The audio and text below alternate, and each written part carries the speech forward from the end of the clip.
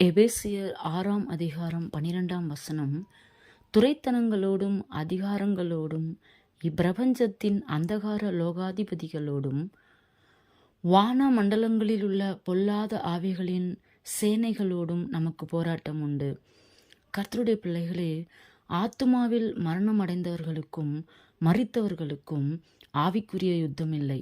ஆனால் அக்கிரமங்களிலும் பாவங்களிலும் மரித்து போய் கிடக்கிறவர்கள் தேவ வார்த்தையை கேட்டு விசுவாசித்து பரிசுத்த ஆவியினால் உணர்த்தப்படும் போது அவர்கள் உயிர்ப்பிக்கப்படுகிறார்கள்.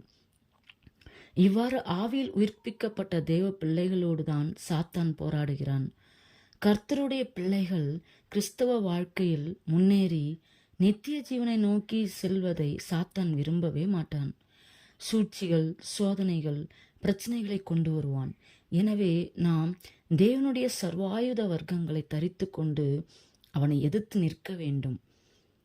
எபேசியர் 6ஆம் அதிகாரம் 10-18 வசனங்களில் கர்த்தருடைய சர்வாயுத வர்க்கங்கள் பற்றி நமக்கு விவரமாக விளக்குகின்றது.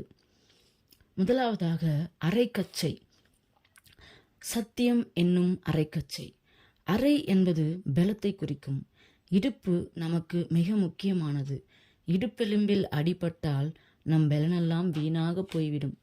ஆவிக்குரிய ஜீவியத்தில் சத்தியம் என்னும் அரைக்கச்சையை நாம் கட்டிக்கவில்லை எனால் நம் ஜீவியம் பிசாசினால் ஆட்டம் கண்டுவிடும். கிறிஸ்துவே சத்தியமானவர். சத்தியத்தை நாம் அரைக்கச்சையாக கொண்டிருக்கும் போது நம்மை யாரும் மேற்கொள்ள முடியாது, அசைக்கப்படவே மாட்டோம். இரண்டாவதாக மார்க்கவசம். நீதி ஆகிய மார்க்கவசம். எதிரியின் அம்புகளோ ஈட்டிகளோ துப்பாக்கி குண்டுகளோ ஒரு போர் வீரனை தாக்காமல் இருக்க மார்க்கவசத்தை கண்டிப்பாக அணிந்திருக்க வேண்டும். மார்க்கவசம் ஒரு விசுவாசியின் மனசாட்சியை குறிக்கிறது. நம் மனசாட்சியே நம்முடைய பாவத்தை குறித்து நம்மை குற்றப்படுத்தினால் சாத்தான் அதைரியப்படுத்தி சோர்ந்து போக பண்ணி ஜபஜீவியத்திலும் உறுதியாய் முன்னேற முடியாமல் செய்துவிடும். நீதியாகிய மார்க்கவசம் நாம் அணியும் போது கிறிஸ்துவினால் நம்முடைய பாவக்கரை கழுவப்பட்டு சுத்த மனசாட்சியை நாம் பெற்றுக்கொள்வோம். ரோமர் 5ஆம் அதிகாரம் 9ஆம் வசனத்தில், இப்படி நாம் அவருடைய இரத்தத்தினாலே நீதிமான்களாக்கப்பட்டிருக்க கோபாக்கினைக்கு நீங்களாக அவராலே நாம் ரட்சிக்கப்படுவது அதிக நிச்சயமாமே. இப்படியாக சாத்தான் குற்றப்படுத்தலால் நம்மை தாக்கும்போது இயேசு கிறிஸ்துவின் இரத்தம் நமக்கு மார்க்கவசமாக நின்று பாதுகாக்கப்படுகிறது. கிறிஸ்து இயேசுவே நமக்கு நீதியாகிய மார்க்கவசம் ஆனவர். மூன்றாவதாக பாதரட்சை. சுவிசேஷம் என்னும் பாதரட்சை. தேவனுடைய ரட்சிப்பை பெற்ற நாம் சுவிசேஷம் என்னும் பாதரட்சியை அணிந்து கொள்ள தயாராக இருக்க வேண்டும். சுவிசேஷம் என்னும் பாதரட்சை இல்லாமல் நாம் வாழ்வோமானால் நம் உள்ளங்களை கசப்பான முள் குத்தும், துரோகங்கள் ஆகிய கற்கள் கிழிக்கும், ஏமாற்றமும் தோல்வி மனப்பான்மையும் தாக்கும். 2000 ஆண்டுகளுக்கு முன்பாகவே நமக்கு இந்த பாதரட்சியை ஆயத்தம் செய்திருக்கிறார் நம்முடைய தேவன். கர்த்தர் வேதத்தில் நமக்காக 32,000 வாக்குத்தத்தங்களையும் அன்பின் வசனங்களையும் தமது அன்பினாலும் இரக்கங்களினாலும் நமக்கு பாக்கியமாக எழுதி கொடுத்திருக்கிறார். இவற்றை நாம் ஏற்றுக்கொண்டு அன்றாட வாழ்வில் பயன்படுத்தி அவரை மகிமைப்படுத்தும் போது சுவிசேஷம் எனும் பாதரட்சியை நாம் அணுகிறோம். நம் பாதையில் எந்த தடைகளும் பாதத்தை சேதப்படுத்தாமல் நம் பிரச்சனைகளை வாக்குத்தத்த வசனங்களை கொண்டு மேற்கொள்ளுவோம். யெகோவா ஈரே கர்த்தருடைய பர்வதத்தில் பார்த்து கொள்ளப்படும் என்று பொருளாகும்.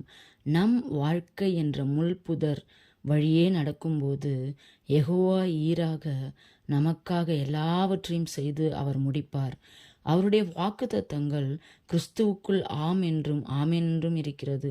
எனவே சுவிசேஷம் எனும் பாதரட்சியை அணிந்து கொண்டு பிசாசின் சூழ்ச்சிகளை முறியடிக்க தேவன் கிருபை செய்வார். நான்காவதாக கேடகம். விசுவாசம் என்னும் கேடகம். சாத்தான் நம் ஐம்புலன்களின் வழியே பாவங்களை எண்ணங்களில் நுழைத்து நம் வாழ்வில் பாடுகளை கொண்டு வருகிறான். அந்த நேரத்தில் விசுவாசமாகிய கேடகத்தை பிடித்து கொண்டு உறுதியாக நாம் நிற்க வேண்டும். போராட்டங்கள் சூழும்போது நிலை தடுமாறாமல் விசுவாசத்தோடு வாக்குத்தத்தங்களை பற்றி கொண்டு நம்பிக்கையோடு நிற்க வேண்டும். நம் சுயபலனில் நிற்காமல் வேத வசனத்தை கொண்டு சாத்தானை ஜெயிக்க வேண்டும். வேத வசனங்களில் ஆழமாக வேரூன்றி வாக்குத்தத்தங்களை உறுதியாய் பற்றி கொள்ள வேண்டும். இல்லையெனில் சாத்தான் நம்மை அதைரியப்படுத்தி விசுவாசத்தை தள்ளாட செய்து விடுவான். ஆவியானவர் நம்மை ஜெயத்தின் வாழ்வை வாழ அருள் செய்வார். அடுத்ததாக தலைச்சீரா, இரட்சண்யம் என்னும் தலைச்சீரா. போர் வீரன் தன் முக்கிய சரீர பாகமான தலையை பாதுகாக்க தலைச்சீராவை அணிய வேண்டும்.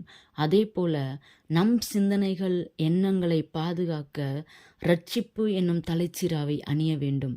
சாத்தான் நம் பிரச்சனைகளில், வியாதியில், ஏழ்மையில், போராட்டத்தில் தோல்வியான எண்ணங்களை புகுத்தி விடுவான். கிறிஸ்து நமக்காக சாபமாகி சிலுவையில் நமக்கு பெற்று தந்த ரட்சிப்பு இருக்க சாத்தான் நம் எண்ணங்களையும் சிந்தனைகளையும் தொட்டு அதைரியப்படுத்த அதிகாரம் இல்லை. 3 யோவான் 1:2 பிரியமானவனே, உன் ஆத்துமா வாழ்கிறது போல நீ எல்லாவற்றிலும் வாழ்ந்து சுகமாயிருக்கும்படி வேண்டுகிறேன். இந்த வசனத்தின்படி கர்த்தர் ஆவிக்குரிய பிரகாரமாகவும் சரீர பிரகாரமாகவும் நாம் வாழ்ந்து சுகமாயிருக்கவே அவர் விரும்புகிறார். எனவே நம் சிந்தனையில் தோல்வியான எண்ணங்களை ஏற்றுக்கொள்ளக்கூடாது. இரட்சண்யம் என்னும் தலைச்சீரா நமக்கு புதிய வல்லமையை கொடுத்து வேத வசனங்களின் மூலம் விடுதலையை பெற்று ஜெயஜீவியம் வாழ்வோம். அடுத்ததாக ஆவியின் பட்டயம்.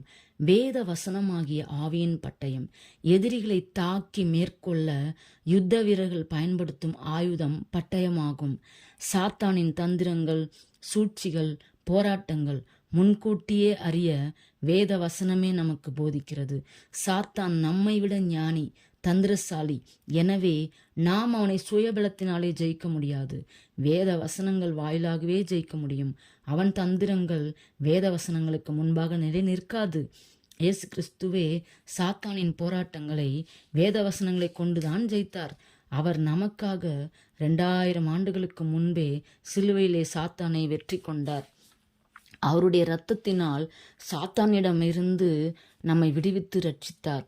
பரிகரிக்கப்படும் கடைசி சத்துருவாகிய மரணத்தையும் கர்த்தர் சிலுவையில் தமது மரணத்தின் மூலமாகவும் உயிர்த்தெழுதல் மூலமாகவும் முறியடித்தார். கர்த்தர் ஜெயித்ததால் நாம் அவனோடு யுத்தம் செய்ய வேண்டியதில்லை. அவன் மறைந்து நின்று தாக்குவதை எதிர்த்து நின்றால் மட்டும் போதும். உபவாசம் இருந்து ஜெபிக்க வேண்டும். தேவனுடைய ஆயுதங்களை தரித்து கொள்ள வேண்டும். வேத வசனங்களை கொண்டு அஸ்திபாரமாகிய விசுவாசத்தை கட்டி எழுப்ப வேண்டும். வேத வசனமே விசுவாசத்தை கொண்டு வரும். வேத வசனங்களையும் வாக்குத்தத்தங்களையும் நாம் அறிக்கையிட்டு கொண்டே இருக்க வேண்டும். வாழ்க்கையில் எந்த விதமான பலவீனமும் மேற்கொள்ள இடம் கொடுக்கக்கூடாது. நாம் ஜெயஜீவியம் செய்ய இந்த 6 வித சர்வாயுத வர்க்கங்களை தரித்து கொள்ள வேண்டும். நாம் ஜெயம் கொண்ட ஜீவியம் செய்ய சத்ருவின் பிடியில் சிக்குண்ட மக்களை விடுவிக்கிற வல்லமையுள்ள ஊழியக்காரர்களாகவும் இருக்க தேவன் கிருபை செய்வார். ஆமென்.